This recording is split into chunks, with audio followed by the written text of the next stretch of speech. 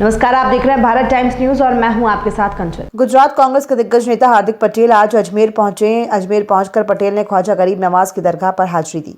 हार्दिक पटेल ने ख्वाजा साहब की मजार पर चादर पेश की और देश में अमन, चैन और खुशहाली की दुआएं की। वहीं खादिमों द्वारा हार्दिक की दस्तारबंदी कर तबर्रुक भी भेंट किया गया। पत्रकारों से बातचीत में पटेल ने कहा कि गुजरात सरकार द्वारा उन पर राज्य से बाहर जाने पर पाबंदी लगा दी थी, जिस कारण से वो कहीं नहीं जा पाए थे, और जब उन्हें 10 दिन के लिए सरकार ने इजाज़त दे दी है बाहर जाने की, तो वो देश में सभी देवी देवताओं और मस्जिदों पर जा रहे हैं। वहीं पटेल ने कहा कि इस समय देश के युवाओं की धर्म और कास्ट की राजनीति में नहीं पड़ना चाहिए।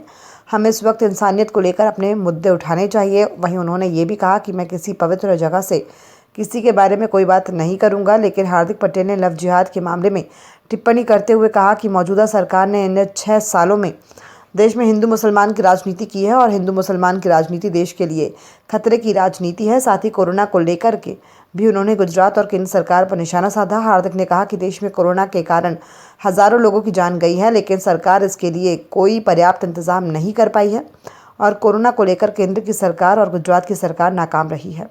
क्या मायने करा था? देखिए, मैं साल पहले यहाँ पर आया था।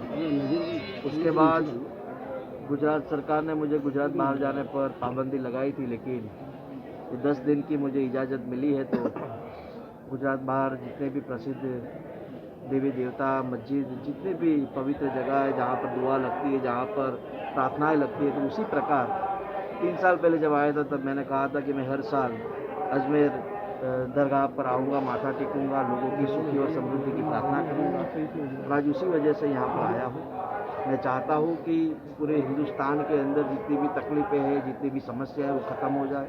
और हम सब जानते हैं कि यहाँ पर आकर किसी की भी दुआ कबूल होती है। आज तक किसी को यहाँ से मुँह दुख करके वापस नहीं जाना पड़ा, और मुझे भरोसा है पर आकर जितने भी दुआएं मैंने लोगों के हितों के लिए मांगी है, तो वो बिल्कुल पूरी जरूर होगी। जी, किस तरीके पाटीदार जो है सब सड़कों पर चोरी है, ख़त्म हो गई बात जब लोगों को न्याय मिला है। अभी हमारी लड़ाई है हर एक वर्ग के लोगों के लिए, चाहे हिंदू हो, चाहे मुसलमान हो, चाहे सिख हो, चाहे ईसाई हो। हर एक धर्म को बराबर का जो प्यार मिलना चाहिए, समानता मिलनी चाहिए, उसी लड़ाई को लेकर आज का नौजवान लड़ता है। और आज के नौजवान को नात जात पात को छोड़ कर सिर्फ और सिर्फ इंसानियत के कदमों पर चलकर लोगों के हितों की बात करनी चाहिए।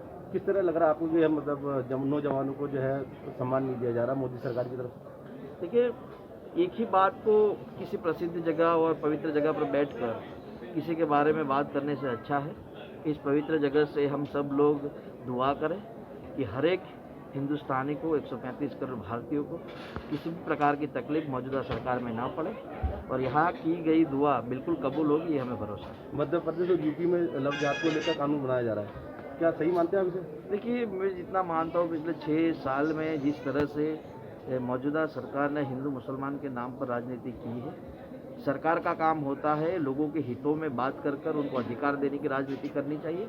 हिंदू मुसलमान की राजनीति मैं मानता हूँ देश के लिए खतरा है। कल हमारे 2-4 दोस्तों से भी मैं कहता था, जहाँ पर कट्टरता होती है वहाँ विकास नहीं होता। आज हम 30-35 माले की बिल्डिंग पर पहुँचे हैं, सिर्फ और सिर्फ थोड़ी ज़्यादा यहाँ मोहब्बत है इसलिए। दूसरे देशों में चले जाइए, जहाँ कट्टरता है वहाँ पर विकास नहीं हुआ। दुबई में जाइए, जहाँ पर प्यार बढ़ता है वहाँ पर 150 माले की बिल्डिंग बन चुकी है। तो प्यार बटेगा, वो देश विकसित बनेगा। क्या लगता है आपको कि मोदी सरकार कोरोना को रोकथाम के लिए बिल्कुल मजबूत कदम नहीं उठा पाई?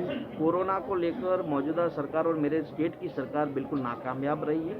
आप और हम जानते हैं कि कोरोना के कारण हजारों लोगों की जान चली गई है।